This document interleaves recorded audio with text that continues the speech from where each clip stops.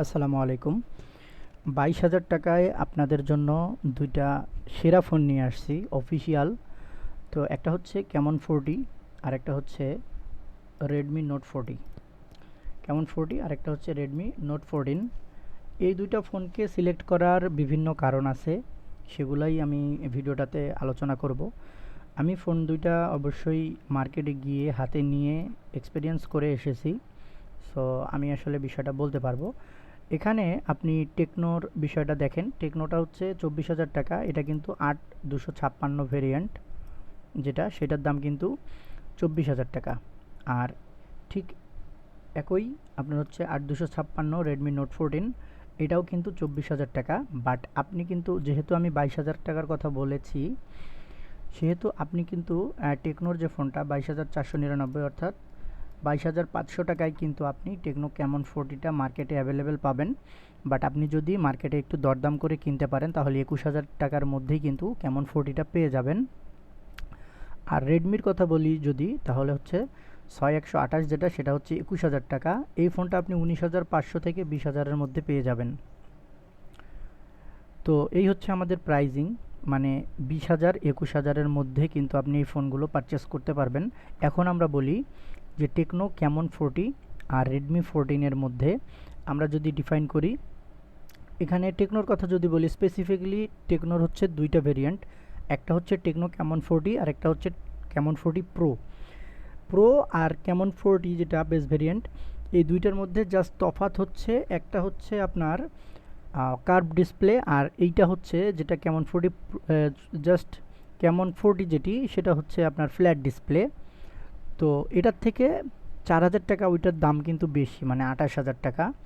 So আমি মনে করি যে শুধুমাত্র বাঁকানো ডিসপ্লের জন্য আপনি 4,000 টাকা বেশি দিয়ে ফোনটা না কেনাই ভালো। কারণ আমি এই ফোন দুইটা মার্কেটে গিয়ে আমি এক্সপেরিয়েন্স করে যা দেখেছি, সেটা হচ্ছে যে যেটা কার্ভ ডিসপ্লে এইটার থেকে যেটা ফ্ল্যাট ডিসপ্লে অর্থাৎ ক্যামন 40 যেটা 4,000 টাকা যেটা কম, এই ফোনটা দেখতে অনেক প্রিমিয়াম লাগে। তার কারণ হচ্ছে ফ্ল্যাট ডিসপ্লেটা হলেও আপনার যে বেজেল এরিয়াটা, এটা এতটাই ন্যারো রাখছে যে দেখলেই অনেক প্রিমিয়াম ফিল হয়। আর যেটা ক্যামন 40 প্রো, সেটা শুধু বাঁকানো ডিসপ্লের কারণে ফোনটা আরেকটু প্রিমিয়াম লাগে, আর হচ্ছে আপনার একটু স্লিম লাগে। সো আমি মনে করি 4,000 টাকা বেশি দিয়ে খুব দরকার না থাকলে আপনার বাঁকানো ডিসপ্লে নিতে হবে না। যারা একেবারেই কার্ভ ডিসপ্লে পছন্দ করেন তাদের হিসাবটা আলাদা। সো আমি যেহেতু লো রেঞ্জের কথা বলতেছি, সেই ক্ষেত্রে আমি ক্যামন 40টাকে সিলেক্ট করেছি। এবং আরেকটা কথা বলে রাখি, সেটা হচ্ছে ক্যামন 40টা আমি নিজের জন্য চুজ করেছি, যে আমি নিজে এটাকে পারচেস করব কিছুদিন পরে। সো আপনারা বুঝতেই পারতেছেন। এখন আসি স্পেসিফিকেশন ওয়াইজ, আমরা যারা রেডমি ইউজার আছি, যারা আমরা রেডমি লাভার, তারা কিন্তু চাইলেই রেডমি নোট 14 নিতে পারেন। যারা টেকনোর নাম শুনলে একটু নাক ছেটকান, তাদের উদ্দেশ্যে বলি, আপনার অপশন আছে, সেটা হচ্ছে রেডমি নোট 14 4G, এই ফোনটা কিন্তু নিতে পারেন। তো এখন আমরা স্পেসিফিকেশনে চলে যাব, যেহেতু দুইটা ফোনের প্রাইস একেবারেই কাছাকাছি, 500-1,000 টাকা কম বেশি। সো আমরা এখন চলে যাব তাদের স্পেসিফিকেশনে। স্পেসিফিকেশন বলতে আমরা মোটামুটি দেখব প্রসেসর, ডিসপ্লে, এগুলাই। সো আমরা যদি ডিসপ্লেতে দেখি, প্রাইসটা দেখলাম, দুটো ফোনেই 4G।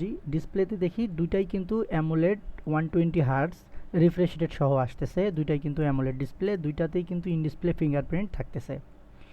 সো ডিসপ্লেটা সামান্য বড় হওয়ার কারণে টেকনোটার কিন্তু চিন এবং বেজেল এরিয়াগুলো ন্যারো হয়ে গেছে, সো দেখতে অনেক প্রিমিয়াম লাগে। আপনার রেডমির থেকে কিন্তু দেখতে অনেক স্লিম এবং অনেক প্রিমিয়াম লাগে টেকনোর এই ফোনটাকে।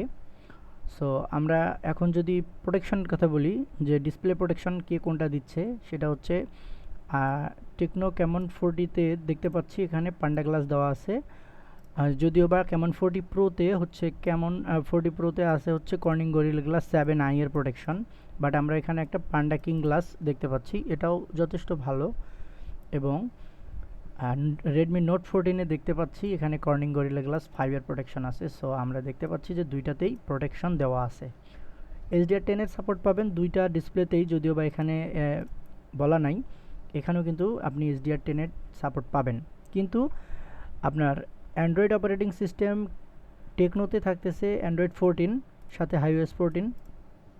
আর নোট 14-এ কিন্তু আপনি সেটা পাচ্ছেন না, আপনি পাচ্ছেন হচ্ছে অ্যান্ড্রয়েড 14 যেটা HyperOS 1.0.4-এ।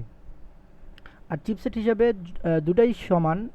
এখন এইখানে হচ্ছে মিডিয়াটেক হেলিও G100 আলটিমেট, আর এখানে হচ্ছে G99 আলট্রা। আসলে আপনি এগুলো 99 আলট্রা বলেন, 100 আলটিমেট বলেন বা G100 বলেন, যেগুলাই বলেন না কেন, এগুলো আসলে মিডিয়াটেক হেলিও G99, এগুলাকেই বিভিন্ন নাম দিয়ে সবসময় চালাই, যদিও বা দুটার আর্কিটেকচার একই।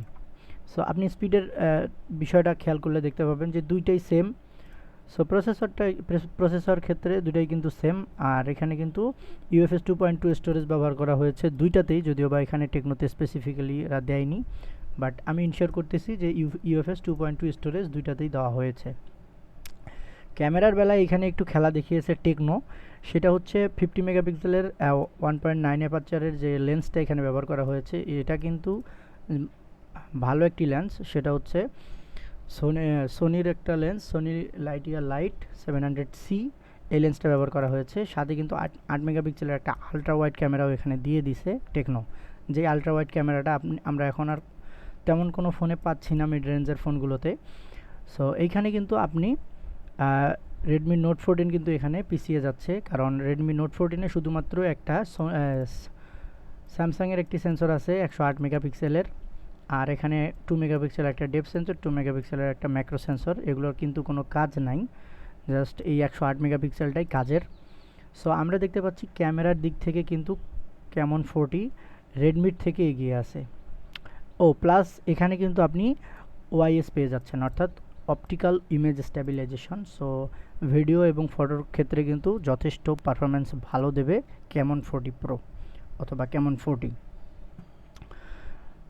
ভিডিও করা যাবে, ভিডিওর ক্ষেত্রেও কিন্তু এগিয়ে থাকবে ক্যামন 40।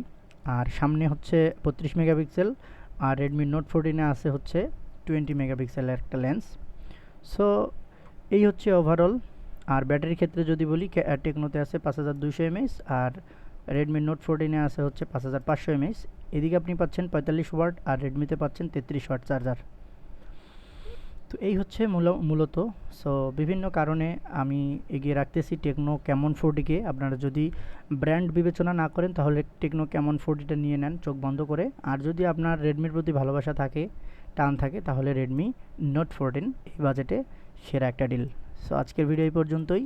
সবাই ভালো থাকবেন, সুস্থ থাকবেন। আসসালামু আলাইকুম।